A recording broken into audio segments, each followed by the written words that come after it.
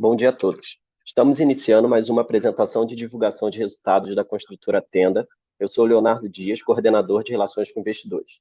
Temos aqui comigo hoje Rodrigo Osmo, nosso CEO, e Luiz Maurício Garcia, nosso CFO e DRI. A dinâmica será parecida com as anteriores. O Luiz vai falar sobre os destaques operacionais e financeiros, e quem tiver alguma dúvida e quiser fazer perguntas, é só levantar a mão, que faremos a moderação conforme a ordem das perguntas no momento do Q&A. Passo a palavra para o Luiz. Luiz, por favor, pode seguir com a apresentação. Bom dia, pessoal. Vamos lá, então. Bom, como nós já havíamos divulgado os resultados operacionais, eu vou focar aqui nos destaques financeiros, então. Eu acho que um grande destaque foi a redução do pró-soluto pós-chaves, né? Eu acho que esse aqui é um ponto super relevante, não só porque mostra a nossa qualidade de crédito futura, né? Menor exposição a esse tipo de carteira, o que tende a longo prazo a ajudar na redução da nossa PDD, mas também isso aqui significa um ganho de preço raso, né? Ou seja, aquele preço que nós recebemos até a entrega das chaves, né? Então foram reduções expressivas, né? Se olharmos aí nos últimos 2 anos, foi uma redução de 5,7 pontos percentuais, né? Saímos de um pró-soluto pós-chaves de 14,1 para 8,4. E no último ano, né, do 4T24 para o 4T23, foi uma redução de 3,1 pontos percentuais, portanto, muito expressiva, né? E cabe destacar que nós fizemos isso aqui ganhando margem, né? Então, ou seja, porque a rigor isso aqui dificultaria, né, o ganho de preço, porque você de fato está trazendo menos financiamento para o cliente, mas conseguimos fazer isso com ganho de margem e com mais preço raso, ou seja, que também ajuda a geração de caixa futura da companhia. Então, foi um marco muito importante aqui. Bom, o lucro bruto também, eu acho que ele vem refletindo o nosso ganho de margem, né? A gente já está com uma margem bruta ajustada consolidada de 34, e isso é 9 pontos percentuais acima do quarto trimestre de 2023. E eu acho que o grande destaque aqui é que o segmento Tenda ele teve a segunda maior margem bruta ajustada da história, com 36,2%. De fato, acho que nós chegamos nesse patamar de margem no segmento Tenda muito antes do que o mercado esperava, né? Lembrando que esse patamar já é o topo do guidance para 2025, né? E isso aqui já em 2024, né? Nossa margem REF de projetos está em 39,7, ou seja, quase 40%, o que mostra a saúde, né, dos nossos projetos e das margens futuras a serem reconhecidas, né? Com isso, nós tivemos um lucro trimestral recorrente de 66 milhões, acho que muito em linha com o esperado. Depois nós vamos abordar aqui dois efeitos não recorrentes, mas foram não recorrentes mesmo, né? Não recorrentes e não caixa. E acho que outro destaque super relevante, que nós sempre falamos, né, de como é que o lucro e a geração de caixa anda a longo prazo, né, é importante ter uma conversão entre essas. Então, como a Tenda vem atuando em todos os ofensores, né, de capital de giro, a Tenda vem demonstrando uma capacidade de andar com essas duas linhas na média, né, elas têm volatilidade trimestral, mas na média muito alinhadas. Então, a Tenda reportou aqui uma geração de caixa recorde, mesmo descontando o efeito da venda de carteira de 84 milhões no consolidado, né? Isso aqui já tem o impacto do consumo de caixa da Alea e dos impactos financeiros também, né? Eu acho que, por último, concluímos a venda de participação na Alea. Nós recebemos já a primeira parte do aumento de capital realizado pela Good Karma Ventures na Alea em fevereiro, de 40 milhões, e a segunda em até 6 meses, o que precificou a Alea em 1,1 bi pre-money, né? Então, acho que, como eu havia mencionado anteriormente, né, o grande destaque desse slide é que, apesar do aumento de preço não parecer tão relevante, mas eu reforço aqui que ele tem efeito de mix, nós temos sim conseguido aumentar preço em linha com a inflação. Vocês reparam que o aumento da margem bruta ele é expressivo. Mas mais importante do que isso, né, você pode vir uma pergunta aqui, bom, mas por que que a margem bruta das novas vendas não aumentou, né, no último tri? Tem uma razão muito clara aqui, né, que nós aumentamos a provisão de inflação de 5% para 7%, ou seja, então como essa margem de novas vendas ela leva em consideração todo o orçamento a executar do projeto, então como teve um aumento expressivo aqui de 2 pontos percentuais, né, no custo desses projetos, né, ao elevar a expectativa de 5 para 7, então é por isso que a margem não aumentou, mas a companhia vem conseguindo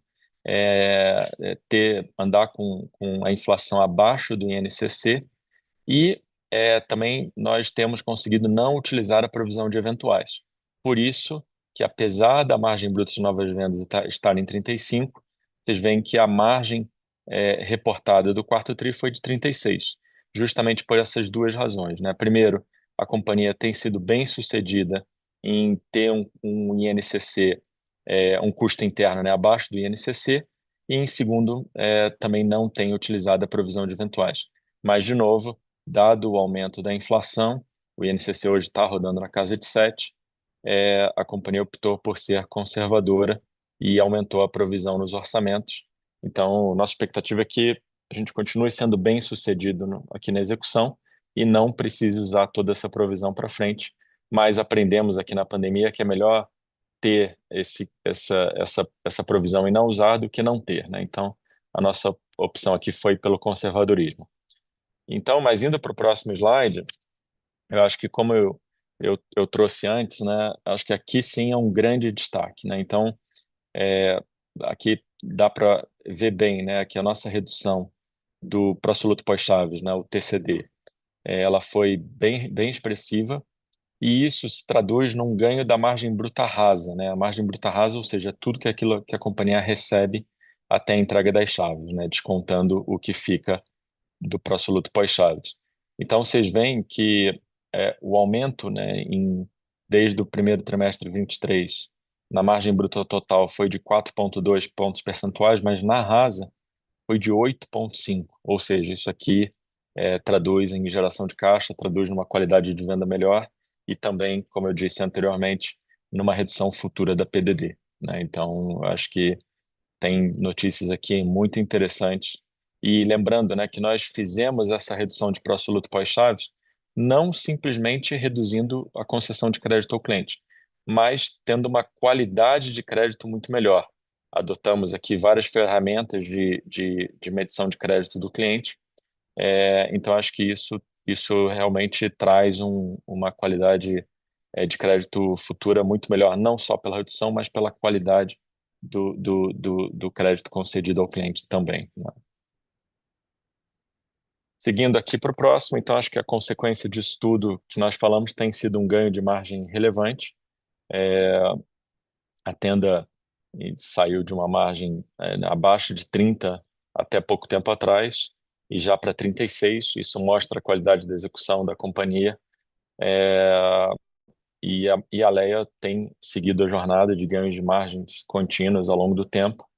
Ainda é uma margem bruta mais baixa, mas que está muito atrelada ao crescimento e ao momento da companhia.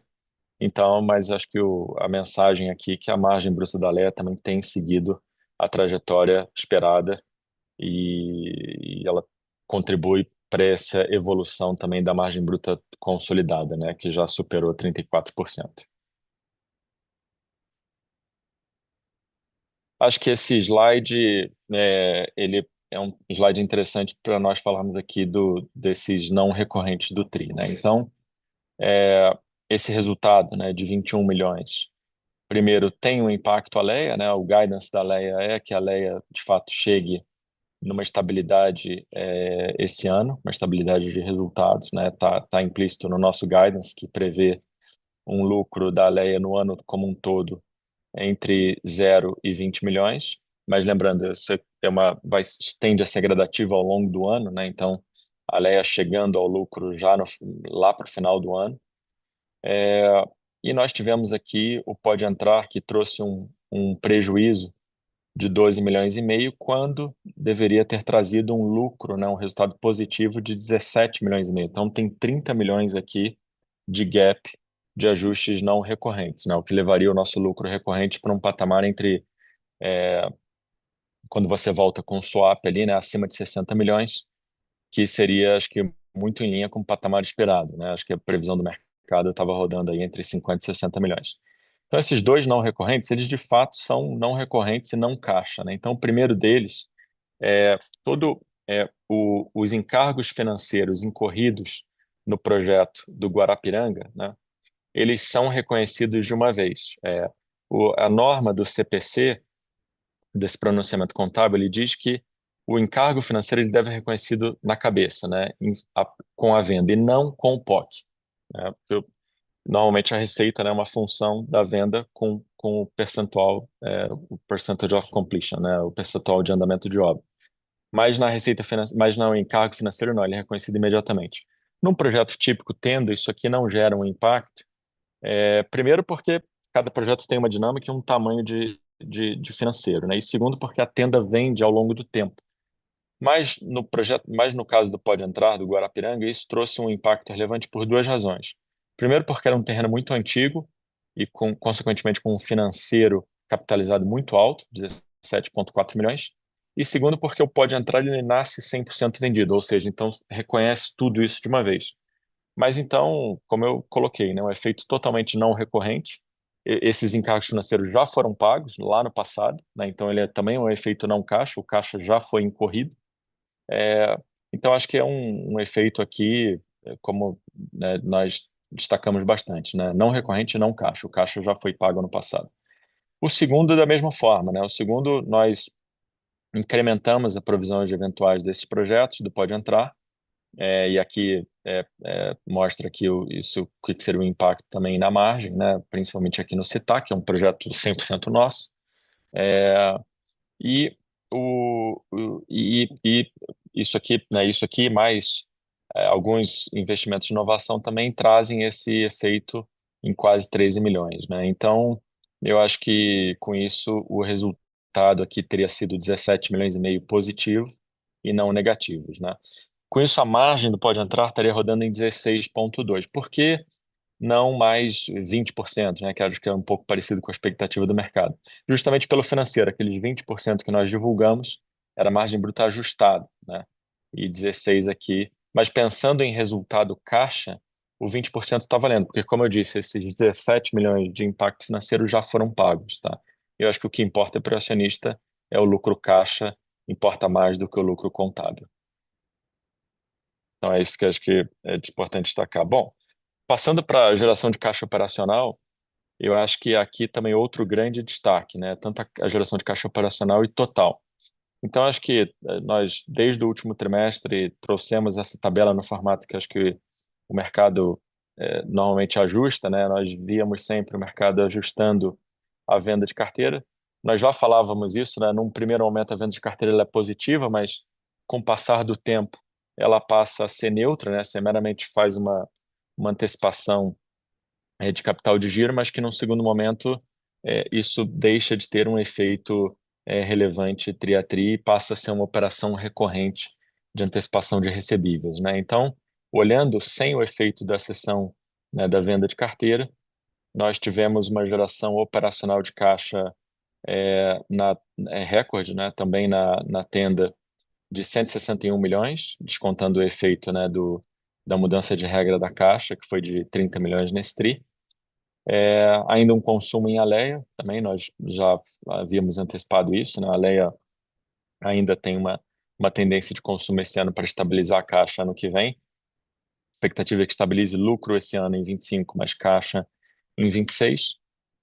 E com isso a Tenda teve uma geração total na última linha, né, já descontada a venda de carteira, de 83,6 milhões, 84 milhões, ou seja, acho que foi uma geração recorde para um trimestre, e muito naquela linha que nós falamos, né, da geração e do resultado da última linha andarem parecidos numa média móvel de longo prazo.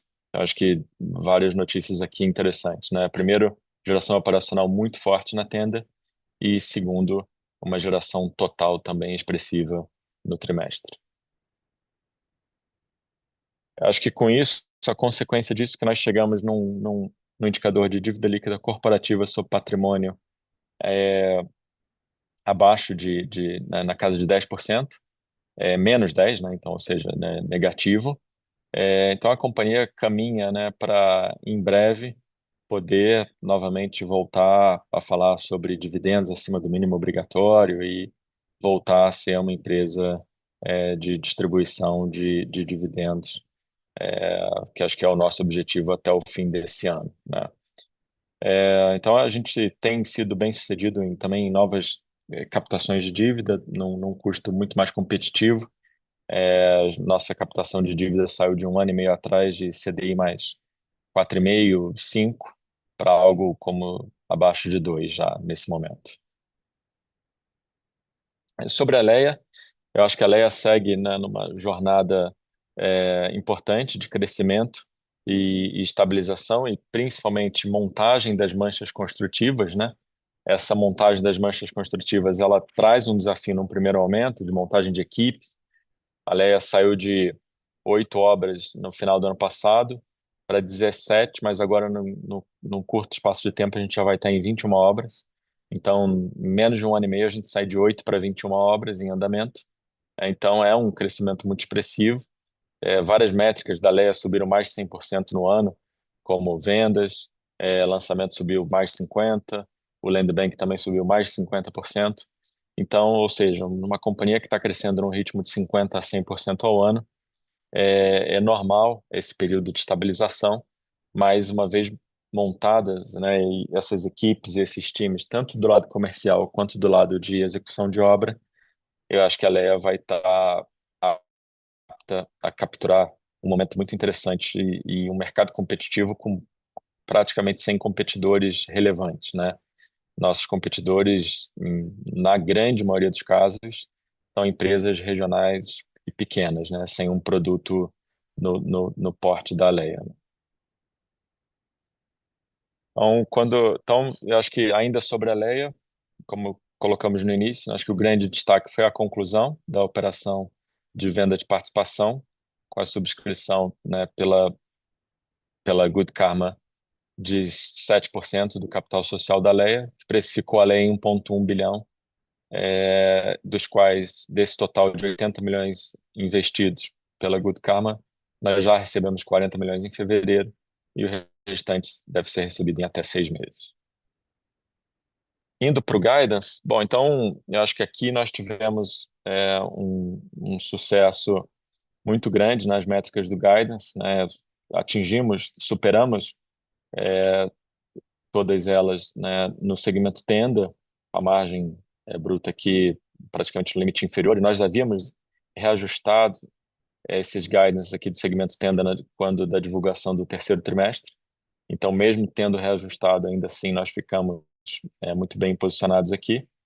E no caso da Alea, eu acho que ela ficou muito bem na margem bruta e a Alea teve um quarto trimestre mais fraco de venda, que acabou impactando a meta de venda e, consequentemente, de EBITDA pelo menor reconhecimento de resultado, né? Eu acho que aqui nós falamos um pouco e acho que a ideia é explorar um pouco mais hoje. Foi muito essa questão da estratégia comercial, né? Então, a Alea passou um tempo aqui focada, também grande parte do time focada na operação com a GK. Isso, né, trouxe um certo impacto aqui para a operação e, ao mesmo tempo, como eu disse anteriormente, tem um crescimento muito grande de cidades atendidas, né, saindo de 8 obras para mais de 20 agora e, consequentemente, o número de projetos nessa mesma magnitude, daí para mais. E, consequentemente, isso aqui também você precisa montar equipes comerciais, essas equipes comerciais, essas empresas de venda locais, conhecerem o produto. Então, tem uma curva de aprendizado natural que acabou impactando um pouquinho o resultado do quarto trimestre, mas o Osmo vai explorar mais isso à frente. A gente já está vendo um primeiro tri de recuperação. Para o Guidance 25 não teve alteração em relação àquilo que foi divulgado no Tenda Day. Então, permanece patamar de venda. Lembrando que 2024 teve a ajuda do Pode Entrar nas vendas, né? Mas permanece um patamar de venda muito parecido com o que foi 2024 com o Pode Entrar, né? Que foi 4 bi 100. E a gente acha que está muito bem posicionado aqui, né? Para a Tenda eventualmente até superar esse guidance de venda. Então, a gente vai acompanhar isso ao longo do ano. A margem também, como eu disse, né, uma média de 35, a gente está nesse patamar assumindo essa provisão a mais de inflação e de eventuais, mas conforme o tempo passe, a companhia não utilize a provisão de eventuais e consiga economizar na inflação, o que tem sido o caso hoje, essa margem, de fato, de novo, pode continuar em 36 ou eventualmente até acima, como foi o caso do quarto trimestre, né? E com isso, a Tenda, né, deveria entregar um resultado aí em torno de 370 milhões para o ano, né? Mesmo nesse cenário de juros mais altos, né? Para a Alea também não teve mudança, uma expectativa de 750 milhões de venda líquida, uma margem bruta já caminhando para o patamar acima de 20 e um resultado aí, né, que a gente chama de break-even, né? Alguma coisa entre 0 e 20 é um resultado já neutro para a Tenda, né? Bom, acho que com isso o foco para 2025 segue sendo a Tenda rodar a operação de forma estabilizada, ou seja, estabilizado na Tenda significa, né, a Tenda tem um crescimento de receita muito grande já contratado, acho que isso aqui é muito importante, até por isso que tem uma alavancagem operacional muito grande no lucro, né, o lucro sai de 100 para quase 400, então a Tenda que vendeu ano passado 4 bi e meio, 4 bi e 200, né, e lançou 5, mais de 5, ela tem um crescimento de receita contratado muito grande, né? A receita sai de 3 para esse patamar, né, onde estão as vendas de 4, e isso sem um crescimento proporcional da estrutura de SG&A consequentemente, despesa financeira também, a empresa desalavancando traz uma alavancagem operacional financeira muito grande para o lucro, né? Então, a questão da Tenda aqui é mais ter muito assertiva na execução, muito assertiva em produto, continuar tendo uma margem bruta muito saudável e é uma empresa que tem uma alavancagem operacional já contratada muito expressiva. No caso da Alea, a nossa prioridade é continuar a jornada de crescimento, chegando no break-even da rentabilidade, né? Então, acho que essas são as nossas duas principais metas para 2025.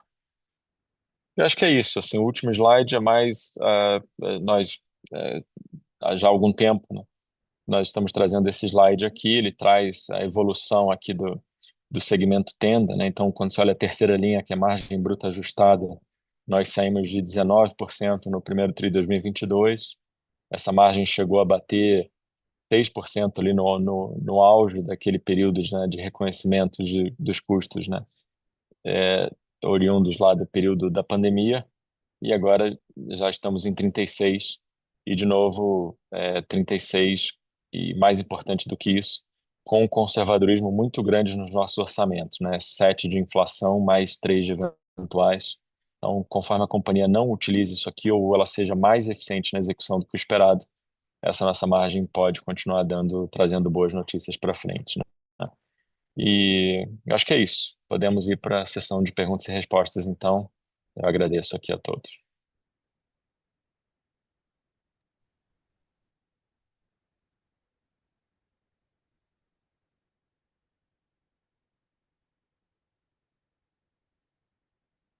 Nossa primeira pergunta vem do Keeper. Keeper, seu microfone está liberado. Tudo bem, pessoal? Bom dia. Luiz, obrigado aí pelas explicações. Rodrigo, time de RI também.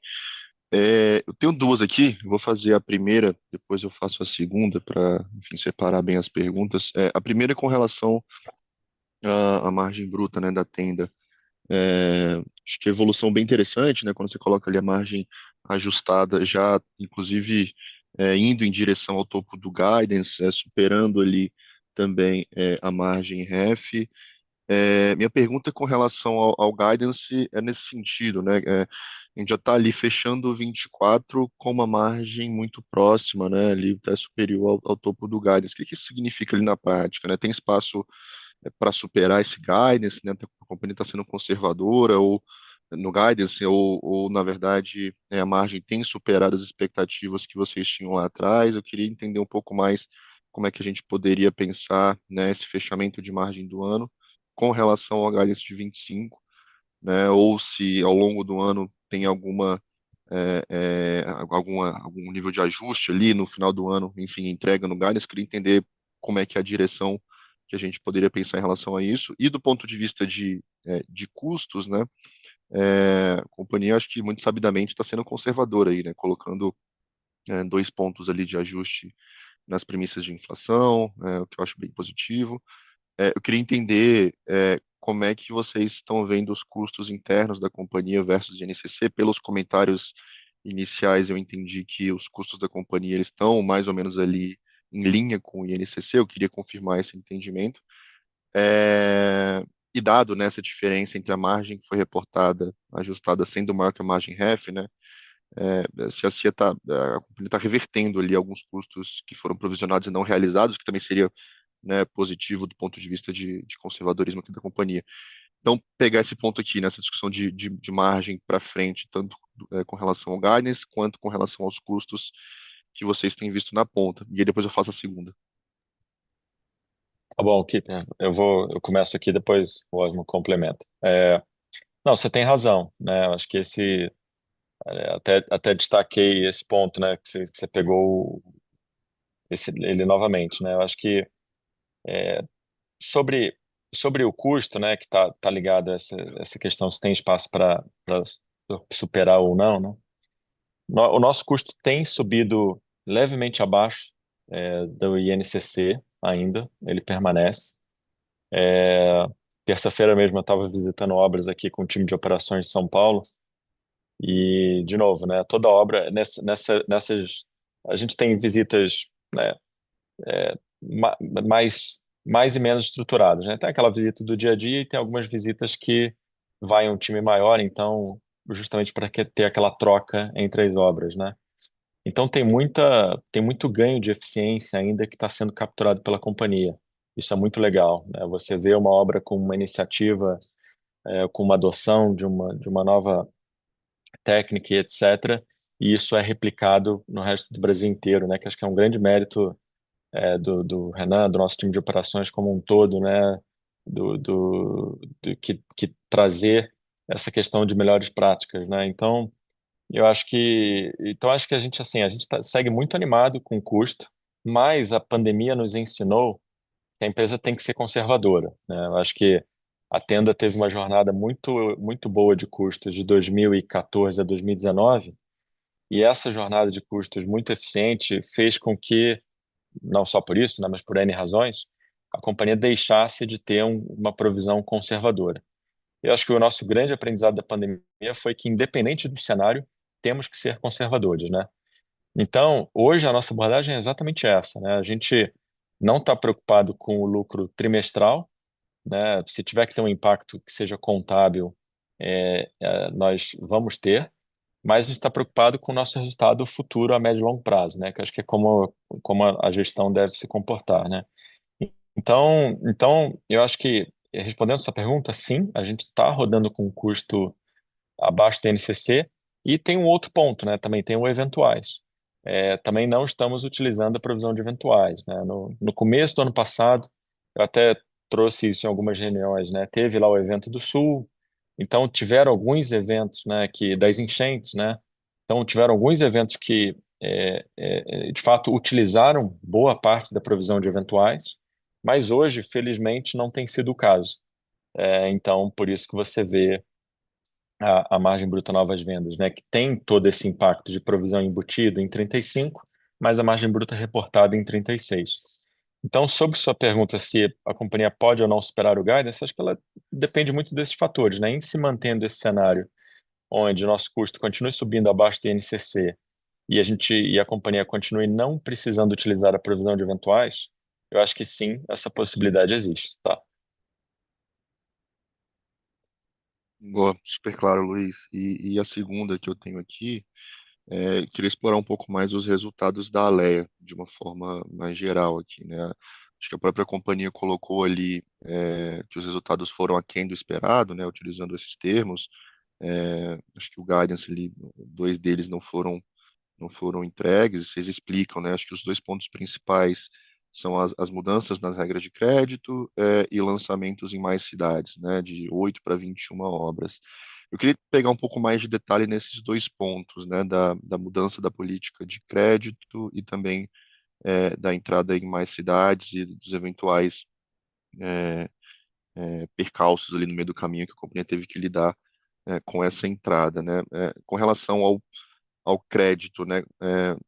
Entender um pouco melhor, né, do porquê dessa mudança agora, né, nesse momento, por que que esse impacto aconteceu, se já era esperado, se foi maior ou menor do que a companhia esperava nesse momento, e da expansão para mais cidades, se de certa forma isso é, é, trouxe ali, né, mudanças, né, fugiu um pouco do controle da companhia de certa medida, ou se também já era esperado, né? Porque pelo que vocês comentam, parece que não foi nada macro ali, aceitação do produto, não sei, enfim, foi muito mais uma questão pontual de execução, queria confirmar se é isso, enfim, explorar um pouco melhor esses dois pontos.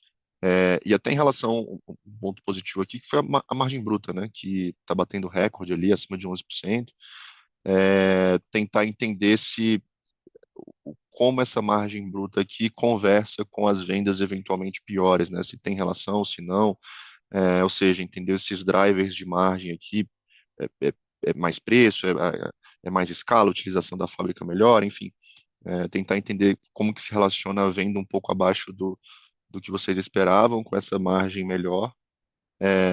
Esse seria o terceiro ponto, né? Os dois primeiros são se vocês colocam o porquê da mudança de crédito e lançamento em mais cidades, né? Os problemas que isso acarretou e da margem bruta a relação com a venda. Obrigado. É que eu pego aqui, Luiz. Tudo bom, Kiffer? Acho que eu não lembro se você estava no Tenda Day. Você estava no Kiffer? Não, não participei. Você não participou, né? Acho que o Mazini participou. A Mazini foi. Então, o ano, acho que há algum tempo vocês vêm perguntando para a gente, ou nos últimos tempos, o Mazini foi, né? Eles perguntaram, vocês têm perguntado para a gente, "Pô, mas qual que é a grande preocupação que vocês têm com relação ao momento atual de Alea?" E o que a gente tem falado é que a grande preocupação são as dores do crescimento. A Alea, ela está com um plano muito agressivo de crescimento. Ela, se a gente for ver em termos de vendas, ela cresceu 100% esse ano, de 23 para 24, e o guidance é que ela cresça mais de 100% para 2025. E a gente sabia que quando você cresce nessa velocidade, alguns pneus vão furar e a gente vai ter que consertar o pneu com o carro andando, né? Eu acho que o pneu comercial furou no quarto trimestre do ano passado. E foi uma performance aquém do que a gente gostaria, mas esses tipos de desvios a gente sabe que vão acontecer e a gente vai ter que resolver. A boa notícia é que vocês vão ver que o primeiro trimestre desse ano já vai vir com um resultado comercial muito melhor do que foi o quarto trimestre do ano passado, mas muito melhor. Porque a gente já entendeu onde a gente estava tomando os tiros e começamos a nos defender. O que aconteceu especificamente operacionalmente no ano passado? Teve essa questão do crédito, teve a expansão para mais cidades e teve a transação com a GK. A Leia tem um negócio particular que o CEO de Alea, que é o Martini, ele é um cara muito focado, ele veio da área comercial, ele é um cara muito importante para tocar a operação comercial, e o diretor comercial também é o diretor de planejamento financeiro. Por incrível que pareça, ele tem um background muito forte analítico e ele desempenhava os dois papéis. E tanto o Martini quanto o João, que é esse diretor, estavam muito envolvidos na transação com a GK. Então, a gente tirou um pouco o olho da bola num trimestre, que foi um trimestre recorde de lançamentos. O problema dos lançamentos recordes foi que a gente saiu de 15 cidades em operação para 25 em um trimestre. A operação foi esgarçada, então a gente teve que deslocar talentos para essas novas cidades, ou mão de obra para essas novas cidades, descobrindo as cidades que a gente já estava com operação vigente, e somando a isso tudo, a gente mudou a política de crédito de Alea para que ela fosse mais restritiva e mais aderente à.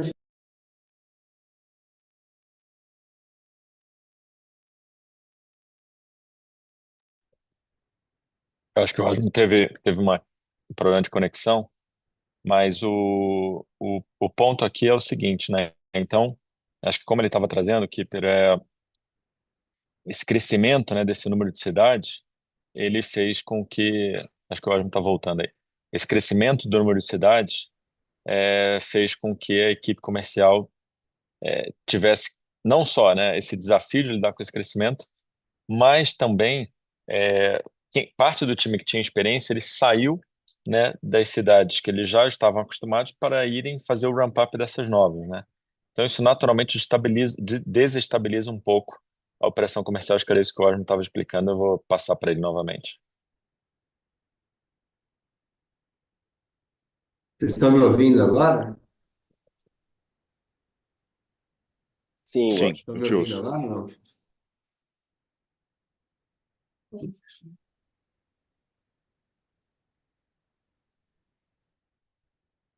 Bom, acho que o Luiz completou bem aqui o que eu precisava.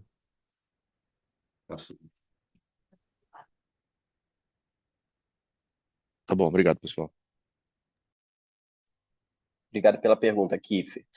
Nossa próxima pergunta vem do Tainan, do UBS. Tainan, seu microfone está liberado.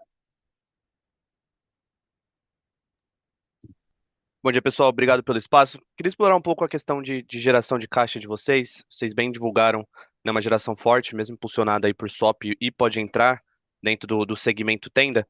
Eu queria entender isso olhando para frente, né? Quais são as perspectivas tanto para a marca tenda como para a marca Lé, né? Quanto que a gente pode esperar de conversão de lucro em caixa para tenda, se nesse primeiro tri a gente já deveria ver um incremento um pouco mais forte, né, nessa geração, e aqui excluindo pode entrar e swap, que eventualmente pode acontecer.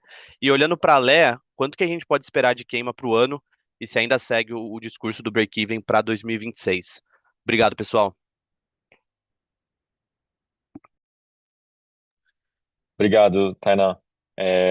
Sobre o free cash flow, eu acho que o primeiro ponto, né? Então, eu acho que é sempre importante recapitular, né?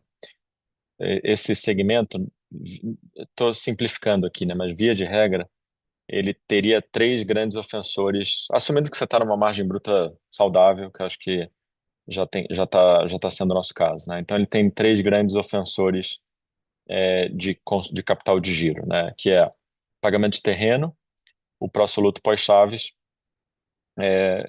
principalmente, e o VSO, né? Ou seja, porque se a companhia tem um VSO muito baixo, ela estaria executando obra mal vendida, né? Então isso seria Então esses são os três pontos, né?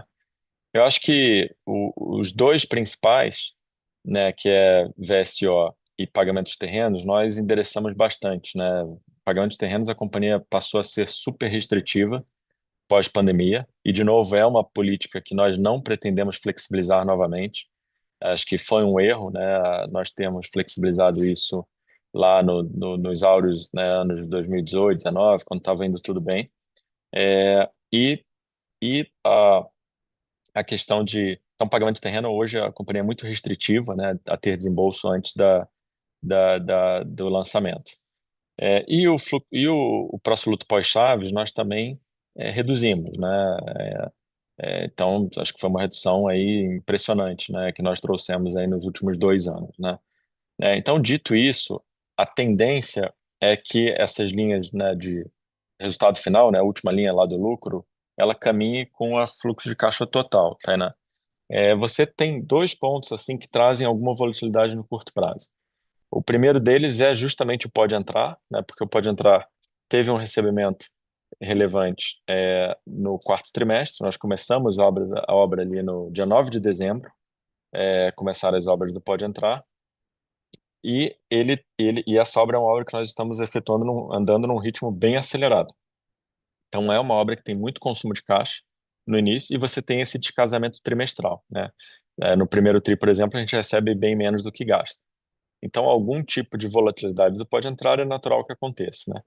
O segundo efeito também, vamos dizer, esse também temporal que nós estamos tendo é essa mudança de regra do critério da Caixa, né? Então, teve um efeito lá de 30 milhões nesse quarto tri, e ela ainda tem um efeito, que dura mais um tempinho, né? Acho que até meados desse ano, peraí, se eu só colocar aqui. Osmo, acho que você não está no mudo aí. Até meados desse ano, ela ainda traz algum efeito também. Então, você tem esses dois efeitos não recorrentes, e obviamente no caso do Pode Entrar, ele é só um efeito temporal. No caso da mudança de regra da Caixa, é uma perda de capital de giro em definitivo, mas que ela ocorre por um tempo e depois normaliza, né? Você vai para um novo normal. Então, dito isso, eu acho que a gente, no primeiro semestre, tem esses dois efeitos, mas depois a gente, como eu disse, né, quando você olha numa média móvel a longo prazo, o lucro deveria andar muito parecido com essa linha de geração de caixa total, já, né, neutralizada pelo efeito da cessão de recebíveis, que tem sido o nosso caso, Tainá. Acho que essa é uma métrica super importante do mercado acompanhar. Perfeito, Luiz. E aí, para a Alea, não... Então, a Alea segue o que nós já havíamos dito, né? Então, a Alea, dado esse crescimento acelerado muito forte e essa tendência de crescimento da operação, segue a mesma estratégia, né? Ela chega num equilíbrio de lucro esse ano e num equilíbrio de geração de caixa ano que vem. Ela tem esse descasamento temporal em função disso. Perfeito, Luiz. Obrigado. Bom dia. Obrigado pela pergunta, Tainan. Nossa próxima pergunta vem do Cambaúva, do BTG. Cambaúva, seu microfone está liberado. Oi, pessoal, bom dia. Eu queria fazer duas perguntas aqui também. A primeira, vocês podiam, voltando ainda, na verdade, nesse tema, né, da margem, enfim, mas eu queria mais entender essa questão da provisão adicional aqui, porque todo o discurso, né, de vocês aí, do Luiz na apresentação, nas respostas também, né, sugere que a gente deveria ver, né, de fato, ganho de margem, ganho de preço, redução de pró-soluto, enfim, tem a custo rodando aparentemente abaixo de INCC, mais a provisão de eventuais. No entanto, vocês fizeram essa provisão adicional aí de 13 milhões, que eu entendo que se foi feita a provisão é porque vocês de fato acham que ela vai ser usada, né? Senão, não faria sentido, vamos dizer, fazer a provisão agora para reverter daqui a tipo 3, 6 meses. Então, eu queria entender um pouco aqui, se vocês podiam explicar melhor, na verdade, o que de fato está por trás aqui dessa provisão, assim, se é puramente, vamos dizer, um ponto de inflação e ponto final, ou se vocês realmente estão já sentindo, né, eventualmente algumas obras, não sei se São Paulo, com o início das obras do Pode Entrar, que você tem que iniciar mais rápido, tem alguma questão de mão de obra ou algum tipo de material específico, alguma praça ou alguma obra específica, né? Queria entender melhor aqui o que aconteceu. E aí a minha segunda pergunta, ela é em relação à receita, né? Que quando a gente olha a receita, ela de tenda, ela subiu pouco, na verdade até ano contra ano, se você ajusta pelo Pode Entrar, ela não subiu nada, até caiu um pouco, né? E aí eu queria entender um pouco se tem alguma questão aqui de pontual de quarto tri, ou se foi, enfim, eventualmente andamento de obra, o ciclo aí se alongando um pouco mais por conta do perfil dos projetos, enfim, vocês podiam falar um pouquinho da receita e como é que vocês estão vendo essa evolução para frente. Obrigado, bom dia. Obrigado, Cambova. Sobre a provisão adicional, eu acho que assim, a gente, acho que foi um pouquinho daquela nossa experiência do passado, né? Acho que a companhia, o grande aprendizado foi que a companhia precisa ser conservadora. A gente, né, o nosso grande aprendizado da pandemia é que a gente não estava com, a gente entrou na pandemia sem uma provisão de eventuais, né? Só um minuto.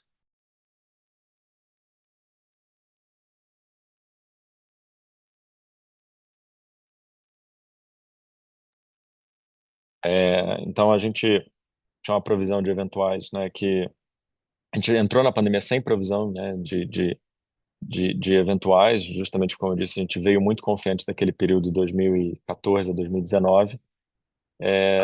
E eu acho que é impressionante, né, Camova? A gente passou os primeiros 2 meses e meio do ano aí até ali, até agora, 2 meses e meio não, mas 2 meses, né, vamos dizer, janeiro e fevereiro, até uns 15 dias atrás, esse era o grande tema, né? Acho que quando o câmbio voltou, que esse tema saiu um pouco do radar, mas todas as conferências e reuniões que eu participei com os investidores, era 30, 40% das reuniões falando o que ia acontecer se o INCC fosse a 9, o que ia. O mercado estava num mood muito preocupado com o custo, né? O INCC acelerou de 3 e pouco para 7, e o mercado começou a precificar que esse INCC ia 9, 10, né? Eu cheguei a receber várias perguntas. Ah, se o INCC for a 10, o que acontece, né?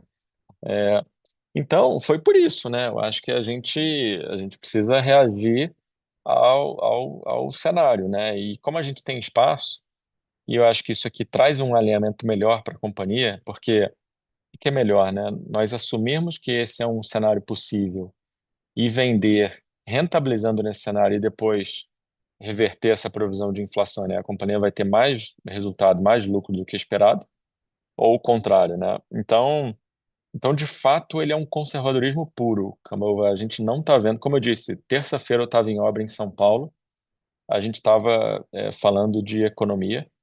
Depois nós viemos aqui para o escritório e a gente estava falando justamente dos dois projetos do Pode Entrar, e também um deles já está mostrando um cenário de economia, né, desses dois dos novos, né? É, então, assim, eu acho que a expectativa é que a gente não precise usar essa provisão de eventuais e que até a inflação, né, vamos dizer, o nosso custo interno continue rodando abaixo do INCC, o que tem sido o caso. Mas, de novo, né, como eu disse, né, a pergunta de janeiro que eu mais recebi era o que acontece se o INCC for a 10, 11, 12, né? Então, eu acho que a gente, dessa forma, está no melhor dos dois mundos, né? Porque a gente está muito bem protegido quanto à provisão e, ao mesmo tempo, o nosso custo executado está rodando abaixo do INCC e ele não dá nenhum sinais que vai mudar esse cenário. Então, a gente está no melhor dos dois cenários, né? Melhor dos dois mundos, né? A gente está com o custo rodando abaixo do INCC e a gente tem muita provisão para reverter caso não utilize. Mas lembrando, se por acaso tiver algum evento que ninguém espere, o dólar voltar e o dólar for para 6,50, que acho que é que o mercado precificava até pouco tempo atrás, a gente está provisionado, né? Então, acho que isso também é legal, né? Então, acho que a gente está no melhor dos cenários aqui. Sobre receita, ela está um pouco ligada a isso, né? Uma vez que você reajusta os seus custos em todos os projetos, foi o que fizemos, né? Então, o custo não é mais 100, é 102, né? Porque a gente subiu em 2 pontos percentuais aí a provisão de inflação e a gente também trouxe um impacto grande aí no Pode Entrar, né? Que vocês viram que até teve reversão ali também de receita, né? O Pode Entrar veio com esse prejuízo. Então, uma vez que você faz isso na contabilidade, a receita volta, né? Então, você tinha andado, vamos dizer, 50% de 100, né? E agora você andou menos porque o seu a executar não é mais 100, ele é 102, né? Hipoteticamente aqui, né? Então acho que a receita ela também tem um pouco desse impacto. Tiveram efeitos menores aqui. A companhia também fez um pouquinho de, como se fosse, como tinha os feriados ali de Natal, de Réveillon, de férias coletivas em algumas obras, né, que estão bem andadas e etc, né? Então era mais eficiente fazer isso do que a obra parar, no Réveillon parar, e isso já conta como férias, né, das equipes, né? Então nós também paramos algumas obras ali entre Natal e Réveillon, mas de novo, então acho que são os dois efeitos aqui principais. A gente não vê nada estrutural para essa questão de receita, não.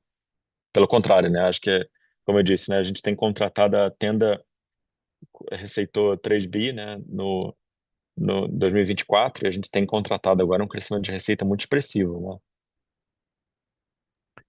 Não, tá ótimo. Luiz, só um ponto rápido aqui, é a provisão de eventuais, né, que vamos dizer, em tese, é uma gordura que, como você não está usando, né, você poderia ter usado ela para absorver esse aumento de inflação e optaram por não usar. Só para entender aqui, quer dizer, conceitualmente, essa provisão de eventuais, vocês só vão usar, só vão, vamos dizer, reverter ou não no momento da entrega. É isso, assim, você não vai consumir ela se for necessário ao longo da obra, vai ser só. Ela só vai ser apurada aí se foi usada ou não no momento da entrega. É essa a ideia? Não, não é assim, não. Calma, a gente de fato tem um impacto negativo agora porque é quando você revê as premissas, né? No caso, principalmente aqui, inflação. Mas provisão de eventuais, como é que nós fazemos aqui? Até para não ter chance de qualquer arbitragem, né? Então a gente poderia, amanhã depois chega, né, uma obra, eu estourei aqui, mas na próxima eu vou economizar, então deixa eu usar a provisão de eventuais. Não existe esse cenário aqui dentro, né? Então, até para não ter nenhum tipo de arbitragem, é uma mecânica, uma governança muito bem definida, né? Então, como é que funciona? Em empreendimentos TR mais 4, onde a chance de eventuais é muito baixa, nós revertemos um X avos, né, após o início da execução, porque o TR mais 4 ele não tem ele raramente vai ter algum tipo de surpresa no final, né? Via de regra, a surpresa do TR mais 4 pode estar na fundação. Então, você vai fazer uma fundação, troca de solo, vai ter que fazer estaca profunda ou qualquer coisa. Então, via de regra, o TR mais 4 ele vai te dar surpresa no início e não no final. Então, por isso que a gente já reverte um X avos a partir do início. O verticalizado, esse sim, ele tem uma execução final mais complexa, né? E esse sim a gente então reverte nos 6 meses finais. Então, isso é uma mecânica, né?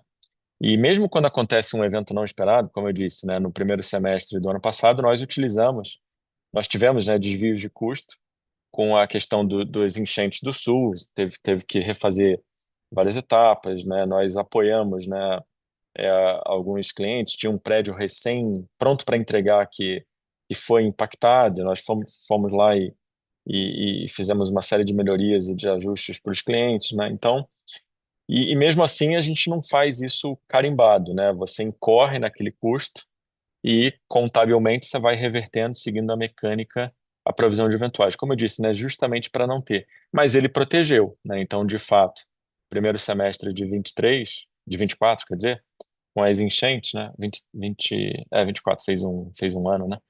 Com as enchentes do sul, não, 23, né? O tempo passa, né? Foi 23. Já tem. Ó, agora eu estou confundindo. É porque eu estou confundindo com o Alto São Francisco. Foi um outro evento lá que aconteceu também, que o Alto São Francisco, sim, já tem um ano. Já tem mais de um ano. Com as enchentes de 24, a gente acaba conseguindo ter essa. Foi uma situação não esperada, mas como eu disse, a gente não está tendo outra situação não esperada aqui, né? Então, mas, de novo, tem uma governança justamente para não ter nenhum tipo de arbitragem em como você reverte a provisão de eventuais, entendeu? Não, perfeito. Tá claro. Obrigado. Bom dia. Obrigado pela pergunta, Cambaúva. Nossa próxima pergunta vem do Herman, do Bradesco. Herman, seu microfone está liberado.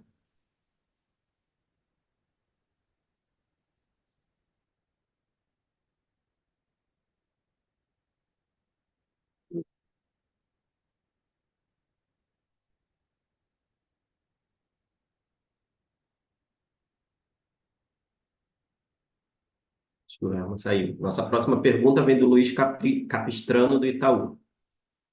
Luiz, seu microfone está liberado. Bom dia, pessoal. Obrigado aqui pelo espaço. O setor tem discutido bastante sobre um potencial revisão nas condições dos parâmetros do Minha Casa Minha Vida, revisar as faixas de renda, discussões de teto, e até onde a gente ouviu, e por favor me corrijam se eu estiver errado, mas eu acho que as discussões estão sendo mais centradas nas faixas mais altas do que nas faixas mais baixas. Vocês, como companhia mais focada ali no faixa 1 e faixa 2, para mim não é tão claro assim os potenciais benefícios dessas discussões que o governo está tendo para revisar as condições do programa.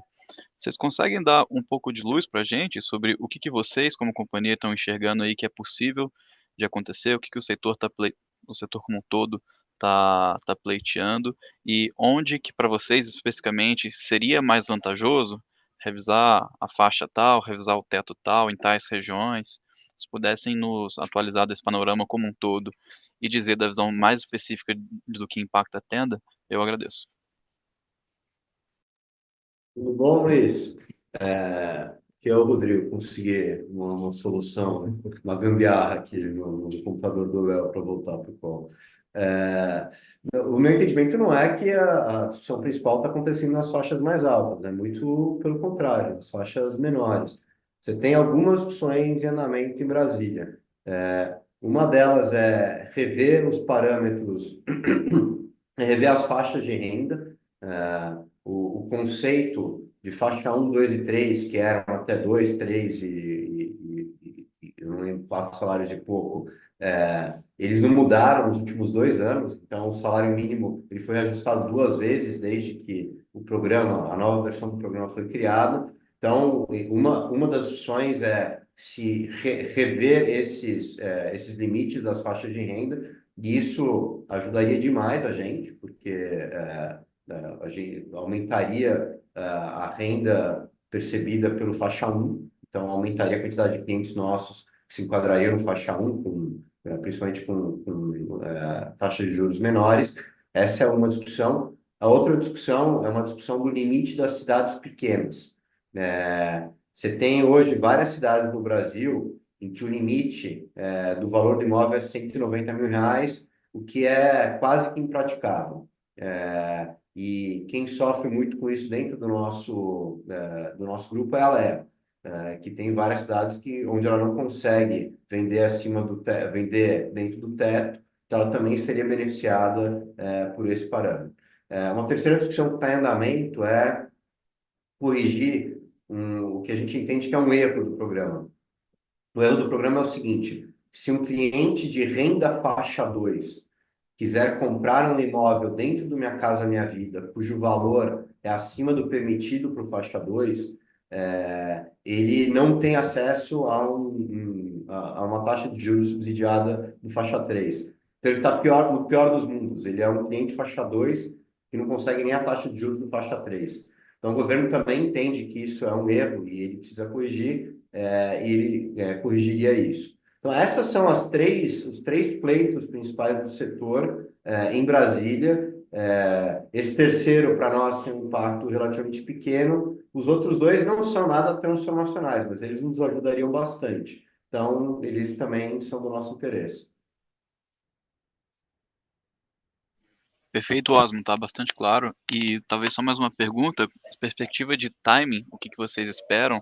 É possível a gente ver alguma coisa já na próxima reunião do Conselho, agora no final de março, ou mais provável para ficar para o segundo semestre? Eu não tenho visibilidade se agora no final de março essa conversa já vai ser pautada. Eu chutaria que deve ficar mais para a próxima reunião. Excelente, claríssimo. Obrigado, viu, gente? Bom dia para todos. Obrigado pela pergunta, Luiz. Herman, vou tentar logar novamente para você. Seu microfone está liberado.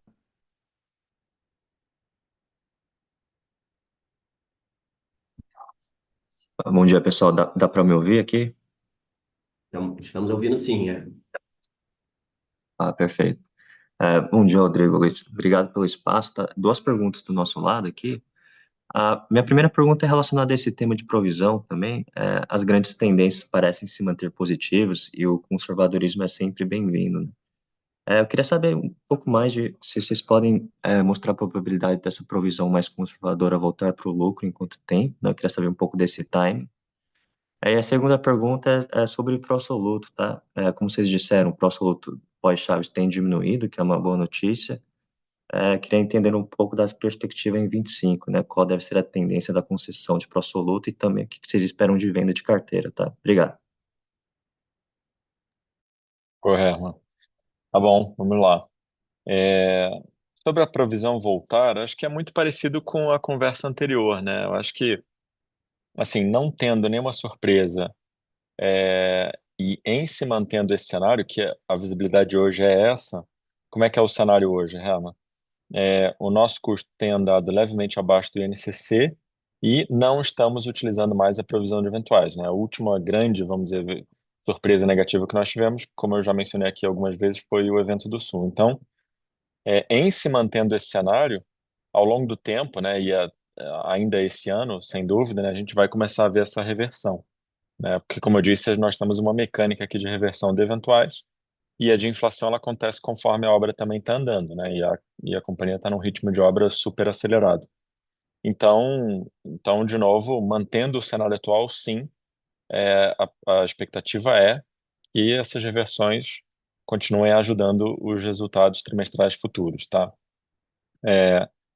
Sobre o pró-soluto, acho que não há intenção mais em reduzir o montante de pró-soluto pós-chaves, né? O nosso entendimento é que ele já se encontra num patamar bastante adequado, que já não é mais um ofensor para a renda do cliente, né? Para o comprometimento de renda, né, do cliente.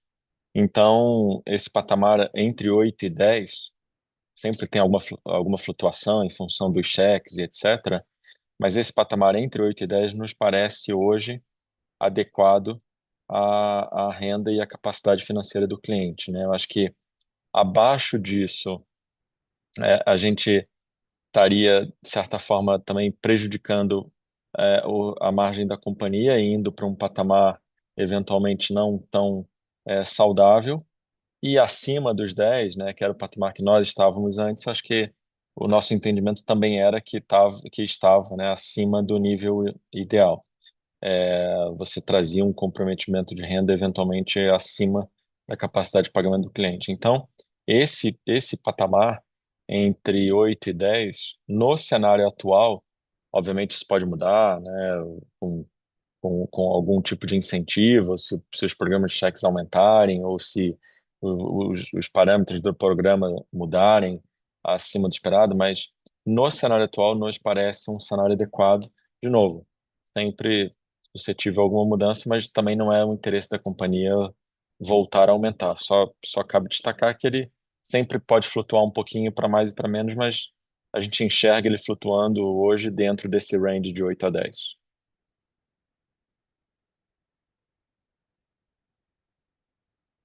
Perfeito, pessoal. Obrigado, viu?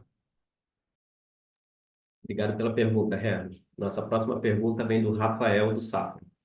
Rafael, seu microfone está liberado.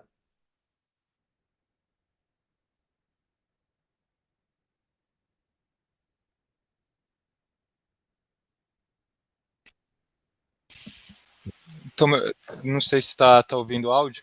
Rafael, estamos te ouvindo. Ah, tá, perdão. Obrigado pelo espaço. Eu tenho duas perguntas. A primeira, só um follow-up da pergunta do Herman. Queria ver como que estava a inadimplência da carteira de vocês de pró-soluto. Eu reparei que vocês deram uma aumentada agora na provisão e queria entender como que vocês estão imaginando para o ano, que agora o Selic mais alta, né, deve começar a pegar um pouco mais no affordability dos clientes. E a segunda, eu queria mais ver um pouco com vocês como que está hoje o ciclo de incorporação da tenda. Agora que vocês estão com uma alavancagem mais saudável, que daria para começar as obras mais rápido, sem necessariamente ter que vender ali uma quantidade mais alta, mas ao mesmo tempo, você tem um ciclo de incorporação mais longo, é até mais fácil você conseguir reduzir o pró-soluto pós-chaves. Eu queria ver como que isso ficava na cabeça de vocês, essa equação. Obrigado. Pega a primeira, eu pego a segunda aqui, Luiz. Tá bom. Vamos lá aqui. Eu acho que quando você olha da provisão, Rafael, você não está falando da provisão de distrato, porque a de distrato, eventualmente, sim, ela subiu porque você teve esse maior distrato na Alea, né? Mas aqui é uma questão não recorrente, né?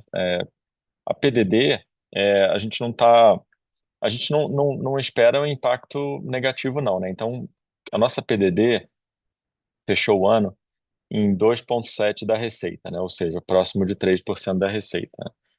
3% da receita bruta,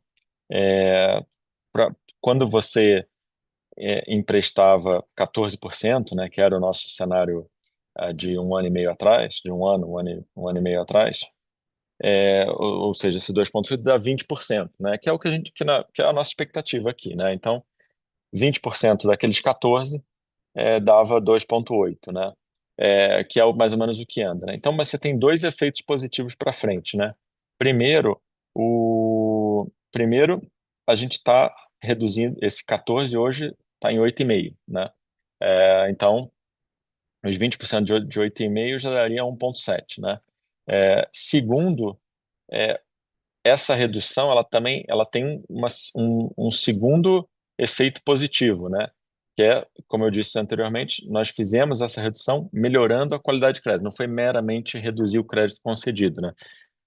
Nós fizemos isso de uma forma eficiente, né, na nossa visão, que é, bom, eu vou ser mais seletivo, vou emprestar para quem tem mais condição de pagar.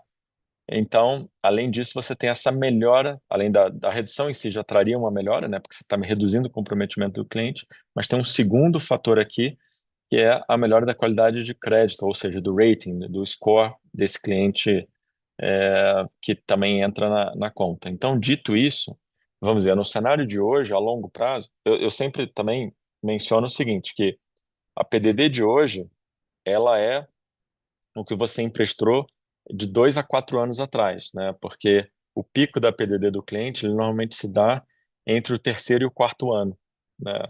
Que é quando, né, o cliente está ali, depois desse prazo, né? Ele já se adequou, já está no cenário, ele já, já mudou, enfim, às vezes o cliente ele tem algum tipo de situação específica, né? Teve muitos gastos pós-mudança, etc. Mas normalmente o pico da inadimplência aqui na nossa carteira, ela está entre o terceiro e o quarto ano, né?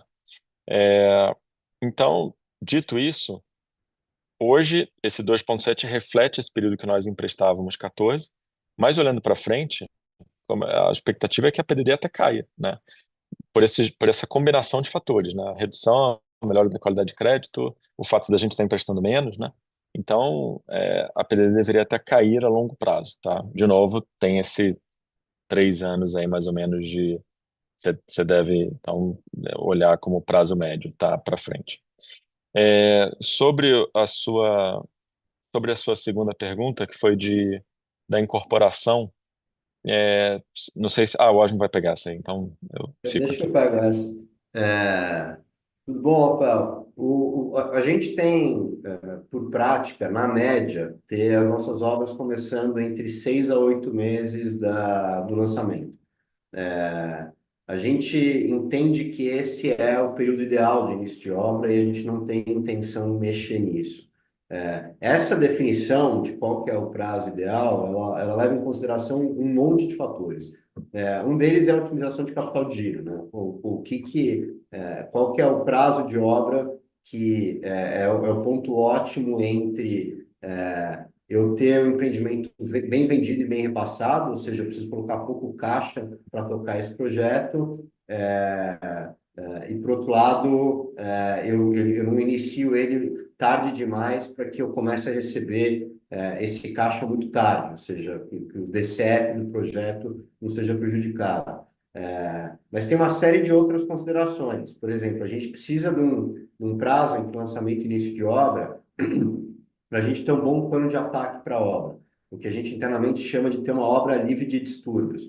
A obra livre de distúrbios é uma condição necessária para a gente conseguir executar a obra sem desvio. Então, uma folga de início baixa, ele é um indicador muito ruim com relação à probabilidade dessa obra ser executada dentro do custo.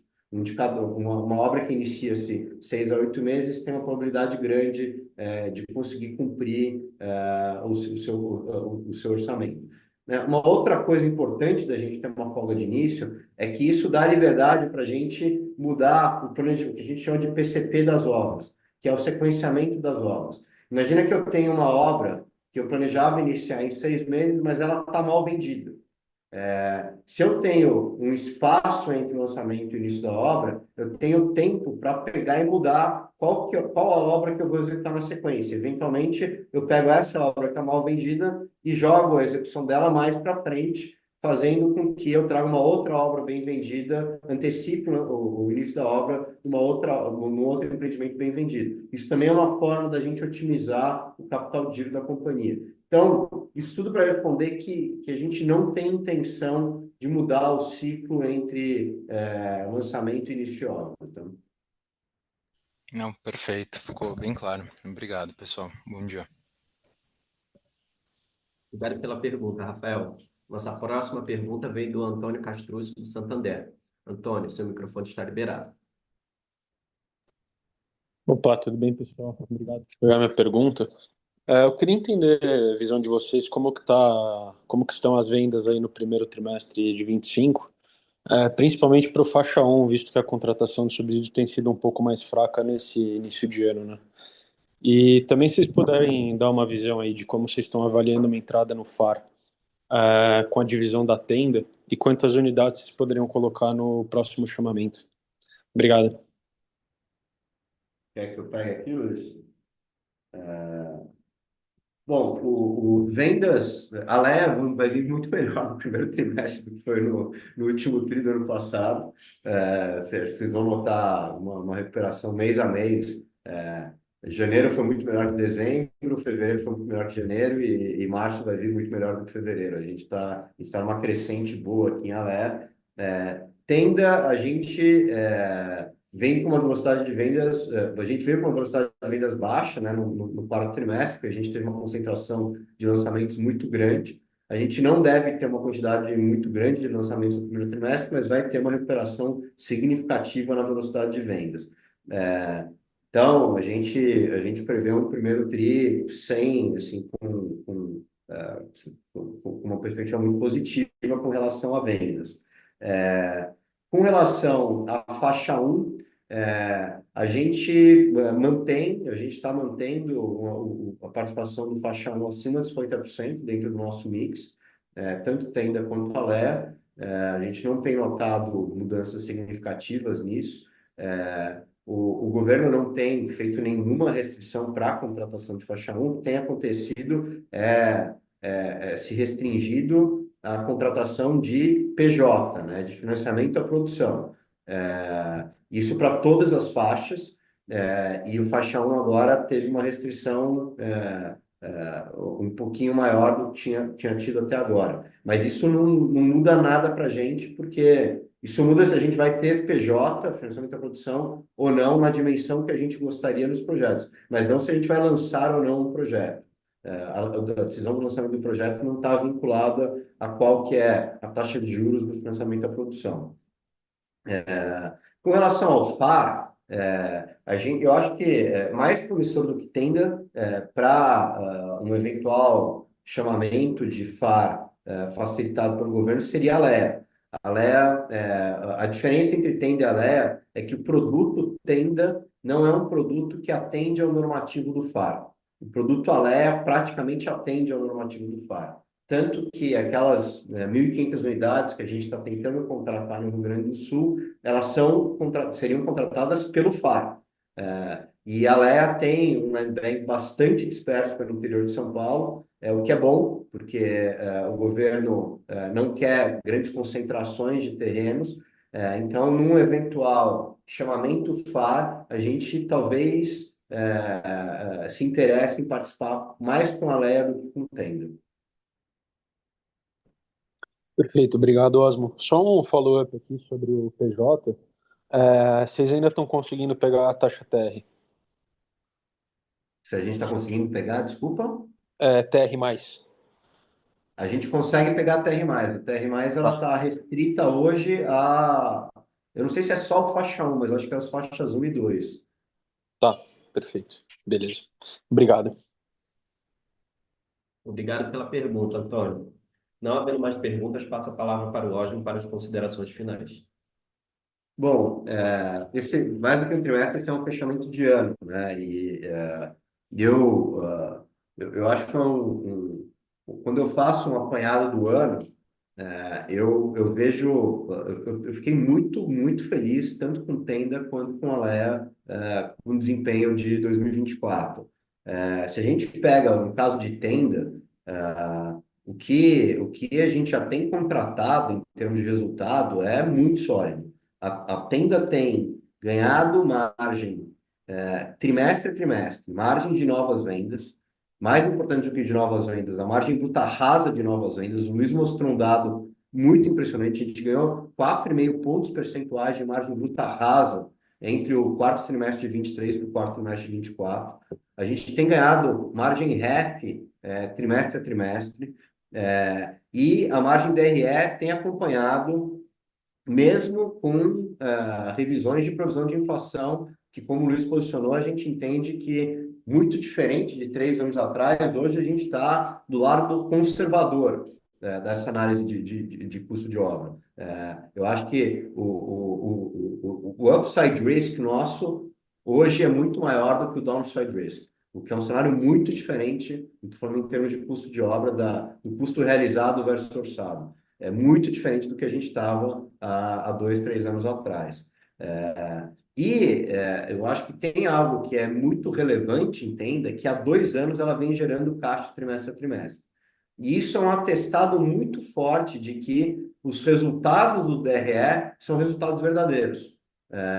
Porque, como o Luiz sempre diz, a gente, no longo prazo, a gente deveria ver uma convergência entre caixa e resultado. E a gente tá gerando caixa há 2 anos, dá o conforto de que o resultado é um resultado verdadeiro e que o guidance desse ano para a Tenda é um guidance que tem uma probabilidade muito grande de acontecer. Então, eu acho que a gente chega muito forte em 25. No caso de Alea, o quarto trimestre não foi um trimestre bom em termos de vendas. Como a gente já vinha conversando com vocês, eu acho que a grande preocupação que a gente tem com a Alea são as dores do crescimento. É uma empresa que está crescendo praticamente 100% ao ano em vários indicadores operacionais, invariavelmente, algum pratinho vai cair, a gente vai ter que consertar, colocar ele de novo no equilíbrio e bola para frente. Essa foi a nossa opção.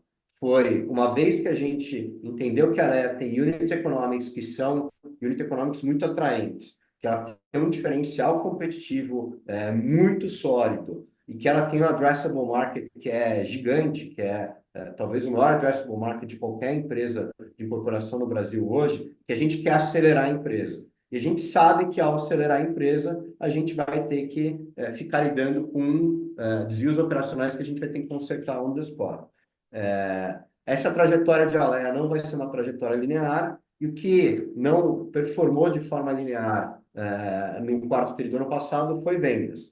A gente já está vendo uma melhora muito grande. Eu acho que o primeiro trimestre ainda é um trimestre de ajuste, a gente ainda não vai estar no patamar de vendas que eu acho que a Alea precisa entregar para conseguir cumprir o seu guidance de 700 a 800 milhões de reais de VGV de vendas esse ano, mas já é uma sinalização bastante positiva. Mas se a gente sair do trimestre e olhar o ano, ou seja, a gente ter uma visão um pouco maior, no universo maior, o que houve em Alea no ano passado foi surpreendente. A gente cresceu 100% as vendas, a gente cresceu 50% o land bank, a gente ganhou 26 pontos percentuais de margem bruta entre 2023 e 2024. A margem bruta de 2023 foi menos 16%. A margem bruta de 2024 foi 10%. E a gente está se propondo a continuar crescendo nessa velocidade. A gente vendeu 340 milhões em 2023, desculpa, em 2024, e a gente deu um guidance de 700 a 800 milhões de reais de venda líquida para esse ano, que a gente pretende cumprir, é 150% de crescimento isso. Então, eu tenho certeza que mais alguns pneus vão furar, a gente vai consertar o pneu com o carro andando, porque a tese é uma tese muito, muito, muito sólida, muito forte, e que a gente não vê a hora dela realizar esse valor todo para o nosso acionista. Então, acho que é isso. Obrigado, Osmo. Obrigado, Luiz. Obrigado a todos pela participação do nosso call de resultados. Nós iremos agora encerrar nossa